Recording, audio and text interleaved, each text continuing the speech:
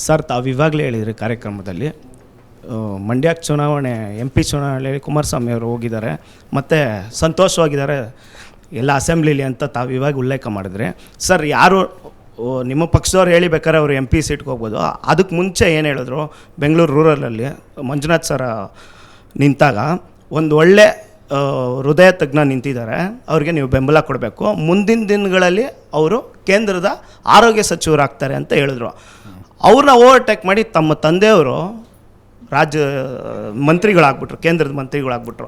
ಯಾಕೆ ಸರ್ ಅವರು ಒತ್ತಡ ಹಾಕಿ ಇವ್ರನ್ನೇ ಮಂತ್ರಿಗಳು ಮಾಡ್ಬೋದಾಗಿತ್ತಲ್ಲ, ಆರೋಗ್ಯ ಸಚಿವರಾಗಿರ್ಬೋದು, ಕರ್ನಾಟಕದ ಕಣ್ಮಣಿ ಅವರು. ಹೌದಾ? ಹೌದು ಸರ್.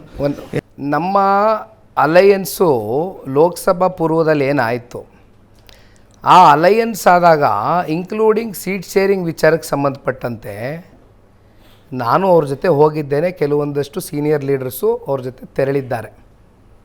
ದೇಶದ ಗೃಹ ಸಚಿವರ ಜೊತೆ ಕೂತು ಅಲಯನ್ಸ್ ವಿಚಾರವಾಗಿ ಅಲ್ಲಿಂದ ನಾನು ನಿಮ್ಗೆ ಹೇಳ್ತಾ ಇದ್ದೀನಿ. ಕುಮಾರಣ್ಣ ಅವರ ಸ್ವಭಾವ ಯಾವ ರೀತಿ ಅಂದರೆ, ಈಗ ಬಹಳಷ್ಟು ಜನ, ಈಗ ನೀವು ತುಮಕೂರು ತಗೊಳ್ಳಿ, ನಂಬರ್ 1 ಇವತ್ತಿಗೂ ಕೂಡ ಕಳೆದ ಸಾರ್ವತ್ರಿಕ ಚುನಾವಣೆಯಲ್ಲಿ 34% ವೋಟ್ ಶೇರ್ ತಗೊಂಡಿದ್ದೀವಿ. ಮೈಸೂರಿನಲ್ಲಿ ಸಿಟಿನ ಹೊರತುಪಡಿಸಿ ಅರ್ಬನ್ನ, ರೂರಲಲ್ಲಿ JDS ತನ್ನದಾದಂಥ ಪ್ರಾಬಲ್ಯ ಹೊಂದಿದೆ, ಚಿಕ್ಕಬಳ್ಳಾಪುರದಲ್ಲಿ ತನ್ನದಾದಂಥ ಪ್ರಾಬಲ್ಯ ಹೊಂದಿದೆ.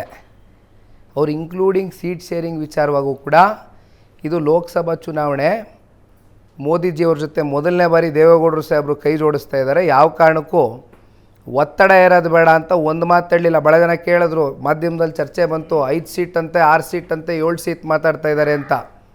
ನಾವು ಯಾವುದು ಷರತ್ತಾಕಿ ಹೋಗಲಿಲ್ಲ. ಯಾಕಿದು ಹೇಳ್ತಾ ಇದ್ದೀನಿ ಅಂತ ಕಂಪ್ಲೀಟ್ ಮಾಡ್ತೀನಿ, ಒಂದು ಸೆಕೆಂಡ್. ಷರತ್ತಾಕಿ ಹೋಗಲಿಲ್ಲ.